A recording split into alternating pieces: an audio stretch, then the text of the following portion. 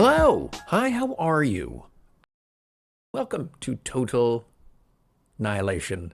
For just a split second, I had a podcast a long time ago called Total Request Comedy, where I did basically, we took listener suggestions on joke ideas, just write a joke about a blue tie, and we would write the joke and then we would go perform the joke and play the sets for you. Anyways, it was called Total Request Comedy. Apparently, I only do podcasts if they have the word total in the title.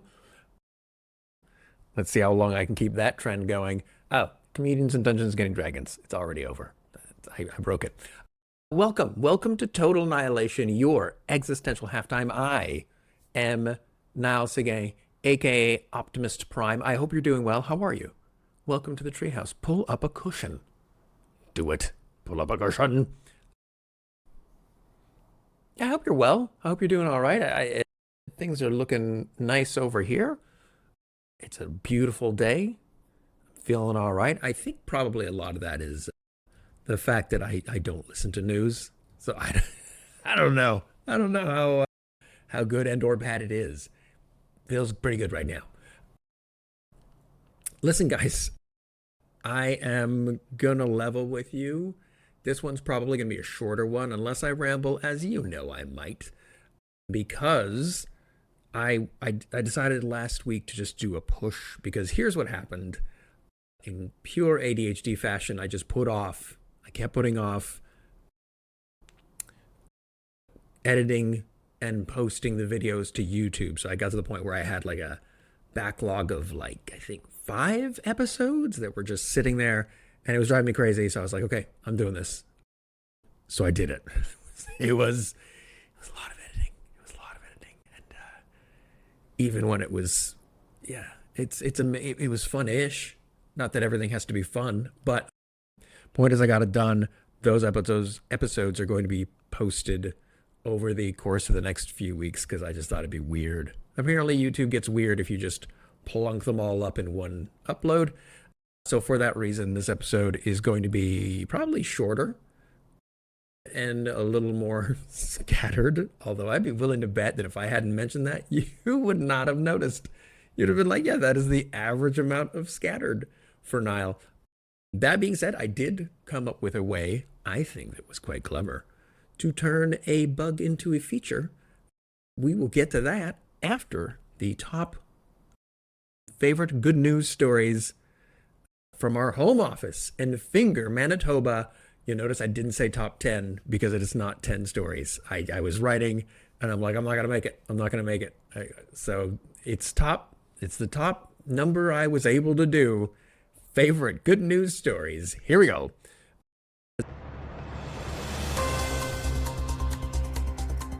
Zimbabwe. Specifically, I'm already misreading this. Zimbabwe's Ministry of Energy has cut the approval time for solar projects from over 6 months to just 48 hours in a bold, and I think we could underscore that, move to boost private investment and fast track the country's green energy transition. What is even more miraculous is that they were able to achieve this level of government efficiency without a parchment paper-faced billionaire gutting their government structure. The decision is a cornerstone of Zambia's plan. Did I say Zambia? I feel like I said Zimbabwe. It's Zambia. My apologies to Zambia, my God, and to Zimbabwe. I have nothing to justify that, unless I didn't say Zimbabwe. In which case, who am I apologizing to now? We're just going to move on. The decision is a cornerstone of Zambia's plan to generate 1,000 megawatts of solar power by the end of 2025, which, for those of you keeping track, is this year. I love that. Like, I don't even. That's a great urgency. I'm not sure what their motivation is, but I love it. I'm going to say it's because they're concerned for the environment, and I'm going to leave it right there. Also, it's probably very much in their best interest to get 1,000 megawatts of power for their country as soon as humanly possible. The dramatic reduction in red tape is expected to supercharge investor confidence, accelerate solar infrastructure development, and create thousands of new jobs in the renewable energy sector. By slashing delays, Zambia aims to enhance its energy security while positioning itself as a regional leader in clean energy. I love that we always say regional. I feel that's our bias, because I'm sorry, if you're banging out 1,000 megawatts of solar power by the end of 2025, are you a regional leader? Are you a world leader? I feel like you're. What's the midway point between continental leader? I mean, it's got to be something. Are we putting out? We might be. I should have looked that up before I started rambling as I do. I would just be curious to see what Canada's numbers are. Right. Anyways, to put that in perspective, if you were applying for a solar energy project in Zambia and decided to order a customized cake to celebrate, you might get the approval before you got the cake. That's something I was thinking about. I had a little think on it. I was like, that's pretty fast. Officials say the faster approval process will help reduce reliance on hydropower, support rural electrification, and attract international partnerships. So that's the motivation. There you go. The move also aligns with global climate goals, offering environmental benefits while setting a powerful example for neighboring nations. And I'm going to add continents. Neighboring continents. Or just nations. Let's take out the neighboring. Not to be outdone, Zimbabwe announced plans for a 30-minute or free solar panel approval project. I should have cut that joke. I started saying it, and then I'm like, oh no. As I was saying it, I'm like, oh, this isn't a very strong joke. But the words are out of my mouth. I could have just stopped. You know what? I'm gonna start stopping now. This is just a higher bar. This is the thing when you do stand-up comedy. What you might not know if you don't do stand-up comedies, you'll write the jokes. And then you're off to do your spot at some open mic or whatever show. And you're on your way and you got your set list and you're like, this is going to be good. I got all these new jokes. And then you get there and then you're backstage and you're right about to go on. And there's like an instinctual comedy thing that pops into your head. It's like, yo, dude, that's not as funny as you think. Now that I'm this close to the audience, I can feel it. I can sense it. That joke, not good enough, which might be lack of confidence. But yeah, anyways, the point is I don't have that here because the audience is not in this room. So that's how you get jokes like the one I just did. Anyways, moving on. A little rambling. Earlier this month, scientists at the University of Miami discovered what they believe to be the world's most electrically conducive organic molecule, a breakthrough that could revolutionize computing by allowing devices to be smaller, faster, and more energy efficient. Composed of common elements like carbon, sulfur, and nitrogen, the molecule conducts electricity without energy loss over tens of nanometers, surpassing the limitations of traditional silicon chips. Prior to this discovery, the most electrically conducive organic material was whatever my girlfriend is made of, specifically when I go to kiss her as she's leaving for work. Seriously, it's not even dry season anymore. She zaps me almost every time. Could that be maybe I'm the one who's zapping her? Sure. But you know who has the podcast and the microphone? Me. So who's the victim? Me. Because I said so. This is a cool story. I kind of was like, in my rush to write it out, I was just like, oh yeah, this seems like a cool thing. But that is a cool thing. Published this week in the Journal of the American Chemical Society, the research reveals that the molecule remains stable under everyday conditions and can theoretically transport electrons with perfect efficiency. This innovation could lead to molecular scale components that not only improve classical computing, but may also enable breakthroughs in quantum computing. This was great news for everyone except me and the members of my EDM band, the now defunct American Chemical Society. I saw American Chemical Society. It sounded like a band name. This is nuts. Molecular scale computing? Jeez, I love how I read the stories and I'm so focused on the joke that I don't read the stories, like they don't land, so that, like you, I'm hearing them in real time. Even better news, the molecule, pardon me, is lab producible, inexpensive, and compatible with existing nanoelectronic systems. Scientists say it could one day serve as an ultra-efficient molecular wire and even function as a quantum bit, opening up entirely new realms of possibility in electronics and information technology. Wow. I don't have a joke there. I don't have a joke. That's fucking nuts. Um, I kind of feel like, yeah, I don't know. I was going to speculate on something because this feels like one of those things where we thought the limit was here. Oh, you can't tell if you're listening. We thought the limit was at a certain point. You know, one of those things where it's like, oh, we're never going to go better than silicon. It's just never going to happen. And then this happens.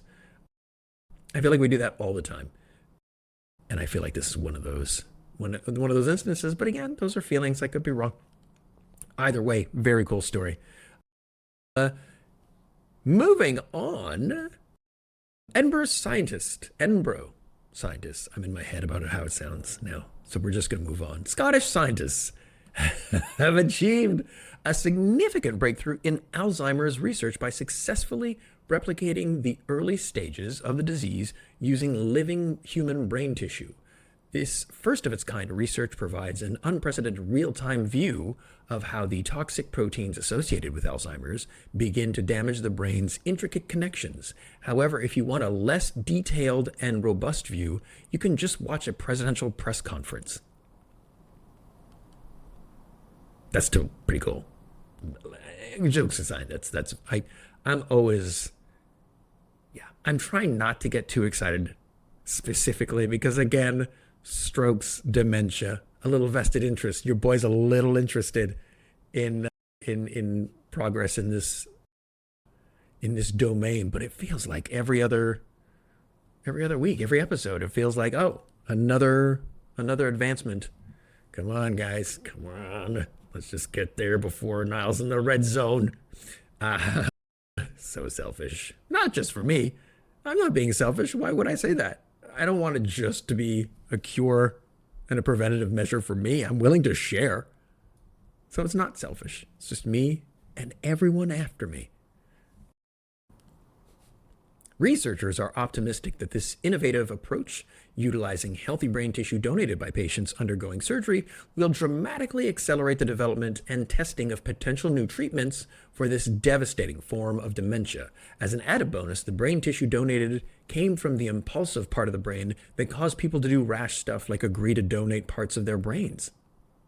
So it's a win-win. Those people moving forward in life, they're helping to cure Alzheimer's, and also they will be far more rational in their decision making moving forward. This novel technique is powered by collaborations and funding from organizations like Race Against Dementia and the James Dyson Foundation, and is fueling hope for a future with effective therapies to combat the growing global impact of dementia. Oh, see, if I hadn't already mentioned my motivation, I had a cute little joke there. Hey, it was okay, but I'm just going to move past it. See, this is what I'm talking about. No, we are editing in real time, so that way you will have a much better listening experience. Now, next phase, cutting out these explanations. We're going to get there, guys. We're going to get there. Last month, Kampala, Uganda, declared the end of its recent Ebola outbreak, successfully containing the virus in under 3 months following its confirmation, or the confirmation of the first cases, I would imagine. This swift victory highlights Uganda's strong public health infrastructure and effective response strategies. Notably, 10 out of the 14 reported cases, both confirmed and probable, resulted in full recoveries, which is not nothing. God damn. Experts believe that one of the advantages that Uganda has that some countries don't is having government decision makers who believe in crazy shit like medicine and vaccines. I cannot stop taking shots at RFK. I don't know why. I mean, there's the obvious reasons why. There's just something about that guy gets under my skin like a brainworm. This achievement underscores Uganda's extensive experience in managing such health crises, enabling a rapid and well-coordinated effort supported by the WHO and various partners. Their collaborative work strengthened surveillance, established treatment centers, and implemented crucial border health measures.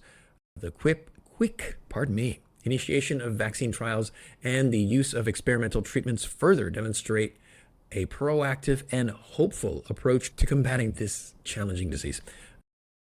Also, props to them for having a population that is willing to deal. You know what I'm saying? Like, it's a weird thing to say, like, oh, they're willing to deal with an Ebola outbreak. But you know, if we had an Ebola outbreak in North America, there'd be convoys. There'd be fucking just a bunch of Jobs. That's my term for them, by the way, now. Jobs. Because I felt all the other terms were too mean. But just like a Job Bluth. Arrested Development, if you know, you know. Yeah, but they're just like, all right, okay. It's only been 3 years, but here comes another one. Let's hunker down. Let's handle some business. Moving on. Boston researchers have identified a promising connection between the immune system and fear, with potential therapeutic implications for psychedelics. Researchers were cautious in their wording, however, since they were really high during the entire research process. Their preclinical work suggests that psychedelics like MDMA and psilocybin could effectively reduce fear responses by modulating the interactions between immune and brain cells. This offers an exciting new avenue for treating conditions linked to excessive fear and stress. It also offers new avenues to allow test subjects to get high as fuck in the name of science. This is very cool, though, all joking aside. This feels like it's got a lot of potential. The study demonstrated that chronic stress leads to immune cells affecting the brain's fear centers. However, psychedelic treatments in preclinical models showed the ability to prevent this immune cell activity and subsequently lower fear behaviors, with similar findings in human tissue. This research strongly indicates that psychedelics hold significant potential for curbing fear by targeting the underlying neuroimmune mechanisms. Researchers were inspired to undertake this particular direction after getting fucked up for an entire night and binging Mario Kart. Oh, I didn't spike the landing on that joke. I promised you I would do better, and I failed you. Again, it's like I mentioned, like when you're writing the stories, or when you're reading the stories and writing the joke, you're kind of just burning through it, and you're not reading it. There's like I don't know. There's a part of your brain that's like, oh yeah, that's a good news, great. That's a good story, great. Let's burn through it and then write the joke and then move on to the next one, because I just finished editing 7 days worth of video. So it doesn't land until I'm reading it, apparently. But this is amazing. Just in general, I find anything that's going to lower cortisol probably for the best. Here we go. I'm probably going to leave that in. Sorry you had to hear me drink, but I was getting parched. I don't know if you could tell. The 2025 Goldman Environmental Prize honors 7 grassroots activists from around the world whose extraordinary courage and commitment have led to real environmental victories. Also, I forgot to put in the fact that this 2025 Goldman Environmental Prize was awarded this past month. It's kind of an important detail. Among these activists, these grassroots activists, is Semia Garbi from Tunisia, who spearheaded a successful campaign against an illegal waste trafficking network, resulting in dozens of arrests and the return of 6,000 tons of garbage to Italy. In a related story, 6,000 tons of Italian garbage is a new nickname for Rudolph Giuliani. That was originally going to be, it was Giuliani or Pat Bondi, but I feel like maybe I'm underestimating my audience. I just didn't think enough people would know Pam Bondi. I said Pat Bondi, didn't I? Pam Bondi. She's a U.S. Attorney General. Anyways, let's just move on. Garbi's work not only held corrupt officials accountable, but also led to stronger European Union regulations on international waste shipping. In the Canary Islands, Carlos Malo Molinas, or is that Mayo? It's Mallo. Anyways, I'm going to say Mayo. Carlos Mayo Molina's innovative public education campaign, including a virtual scuba experience and a children's book, helped to stop the construction of a destructive port, preserving a critical marine sanctuary home to endangered. I'm okay. Anyways, it was a sanctuary, a marine sanctuary that had endangered sea life in it. I don't know what happened to that sentence coming out of my mouth. It just kind of disintegrated. Inspired by the results, this virtual game. I'm not doing this joke. I am aborting the joke. I know we started it, but again, I don't know where the story starts and I don't know where the jokes start in this when I'm reading these. And so I'll start reading the sentence. I'll be like, oh no, wait, this joke isn't strong enough. Anyways, it was a joke about how the American Democratic Party is planning to release a game called Grand Theft Constitution because they were inspired by the results that this guy got. Anyways, these inspiring stories highlight the power of local action and determination in the face of global environmental threats. From Peru to New Hampshire, ordinary citizens, teachers, engineers, and social workers have taken bold steps to protect their communities and ecosystems.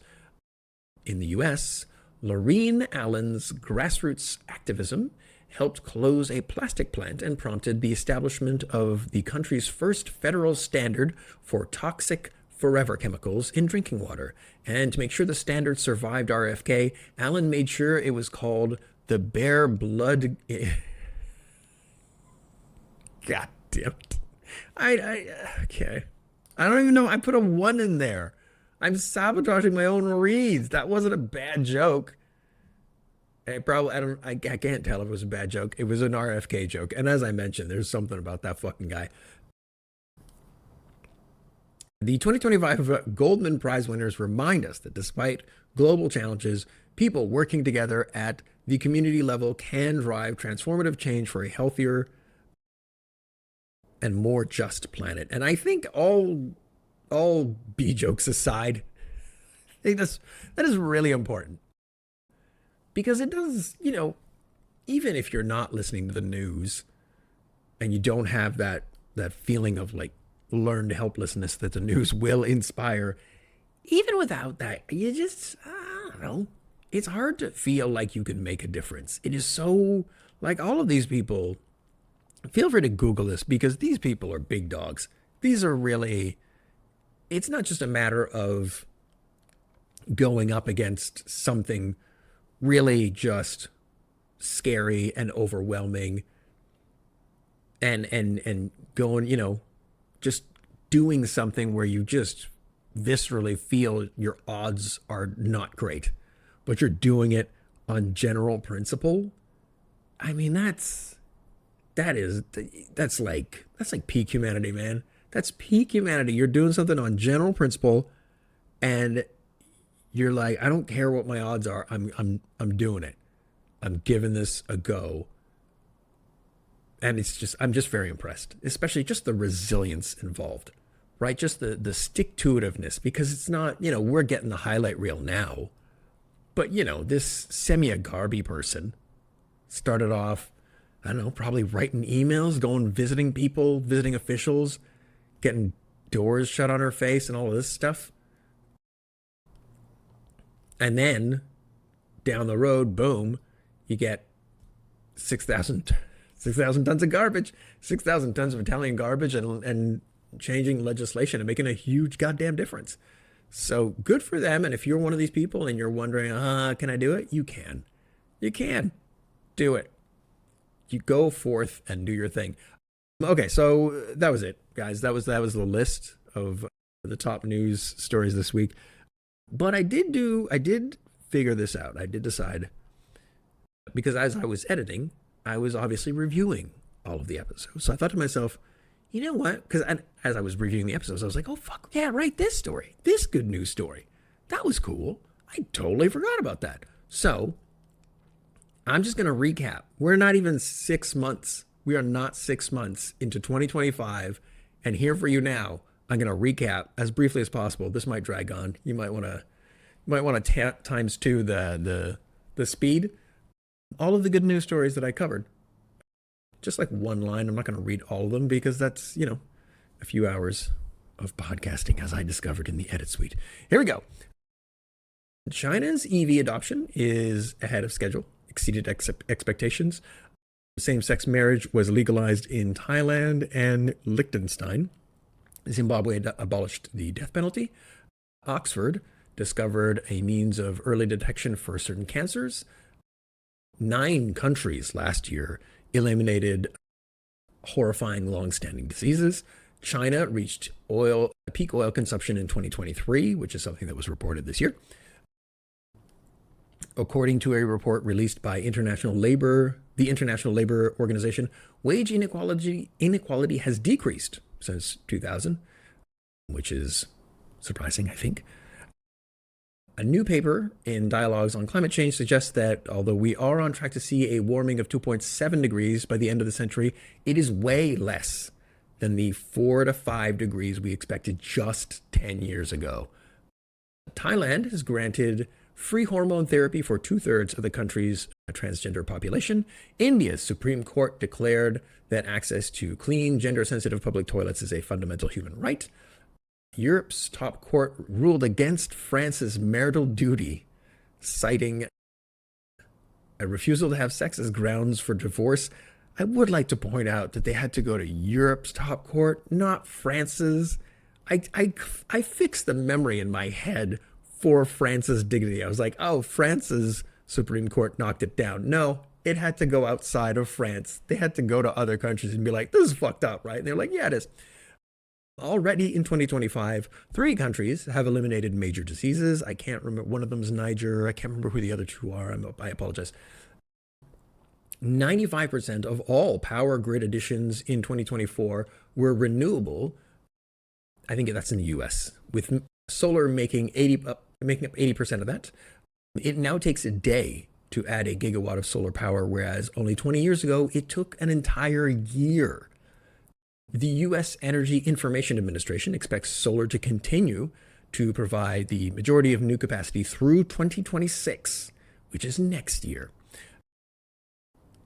A company that drills for water in parts of Africa managed to convince oil companies to share their data from surveys, so they were able to find sources of water for the people there.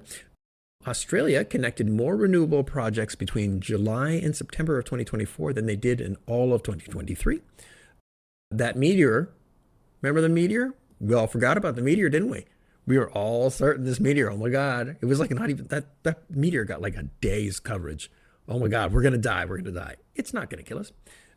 Shout out to Brazil. Their government is working with indigenous people to restore the Amazon. They are looking to regenerate 12 million hectares.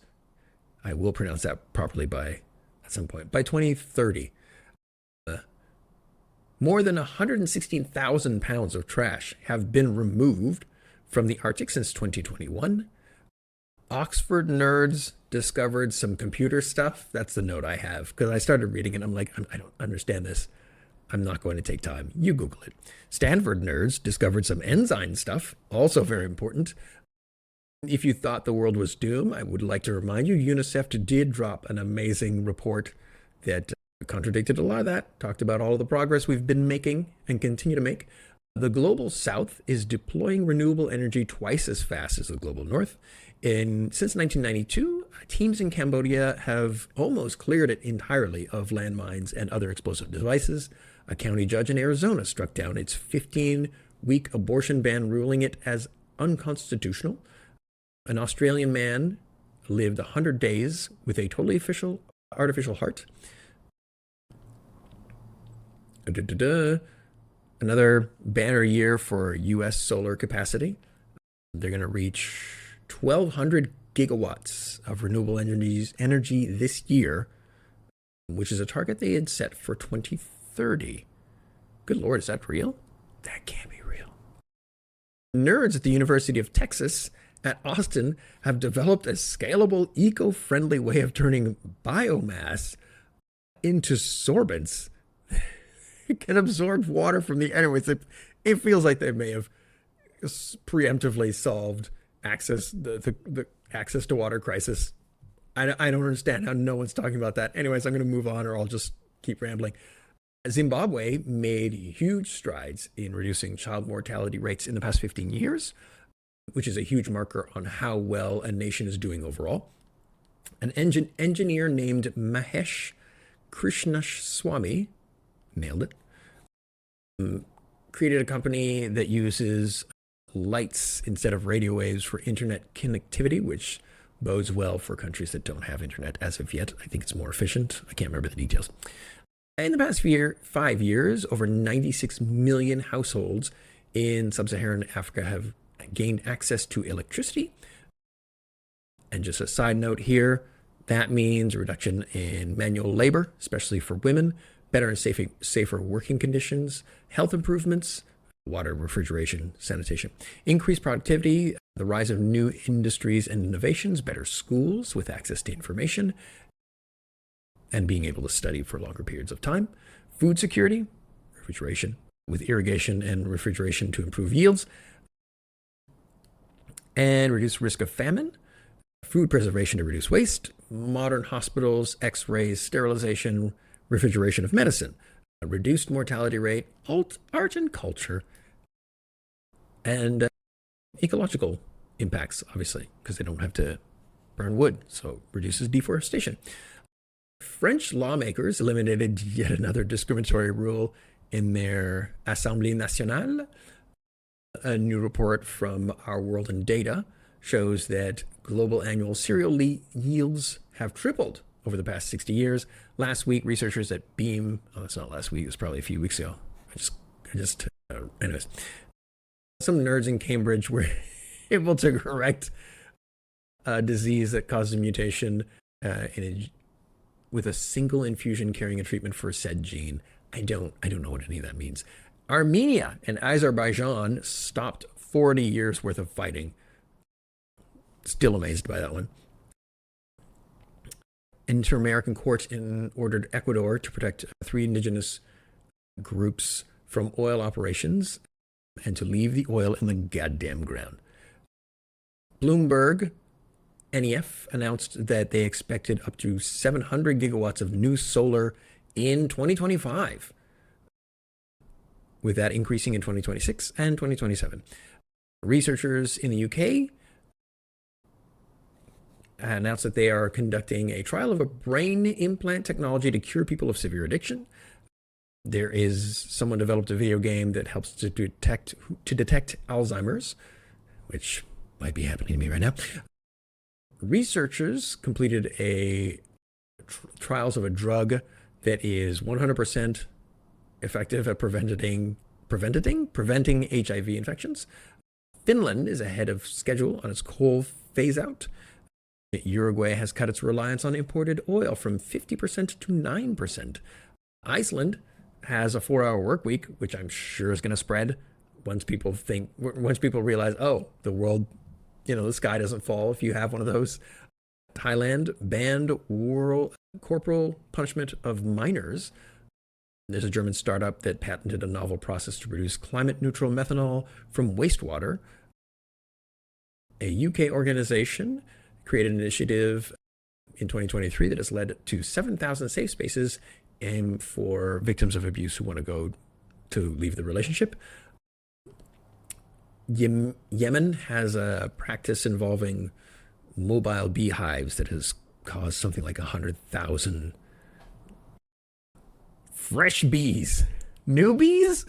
What are they called? Anyways, they've increased their bee population significantly in a very short period of time. So it's nice that they figured out a way to reverse that trend.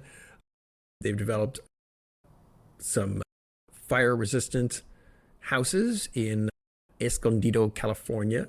Dementia rates are still dropping. Researchers at Master University discovered a new class of antibiotics.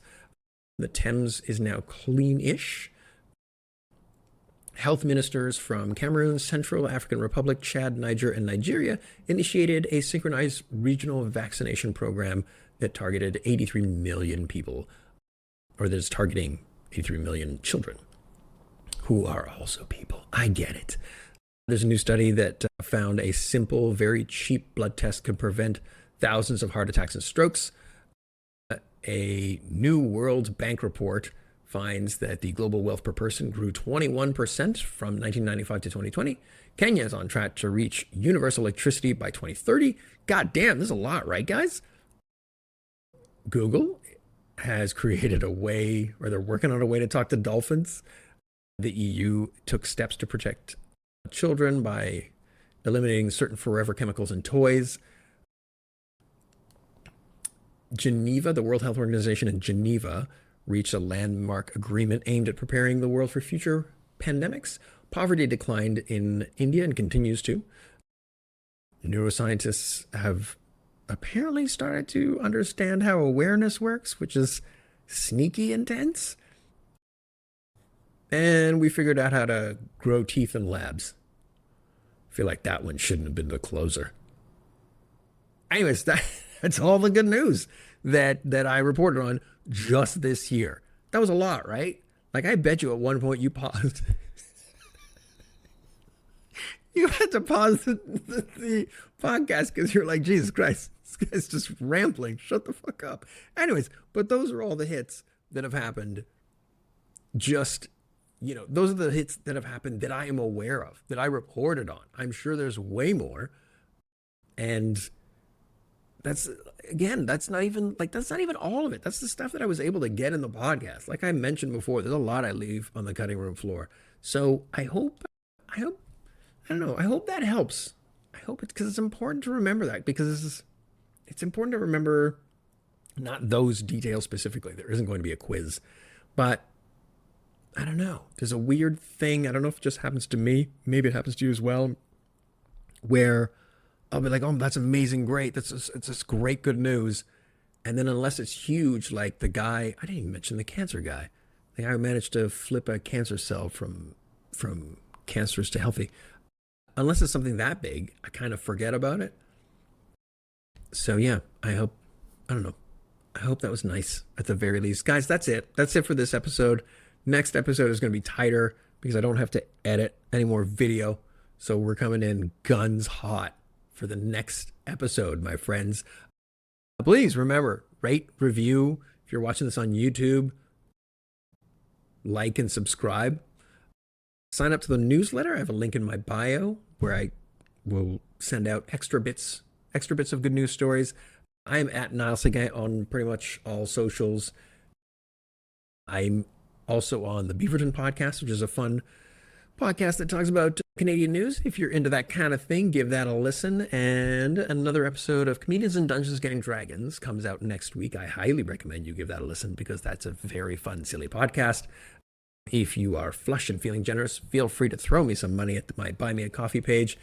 If you have any thoughts, email me at totalnihilation@gmail.com. And guys, remember, if you cannot be a shining example, be a terrifying... I fucking knew I was going to fuck that up. Anyways, let's get it on 3. 1, 2, 3.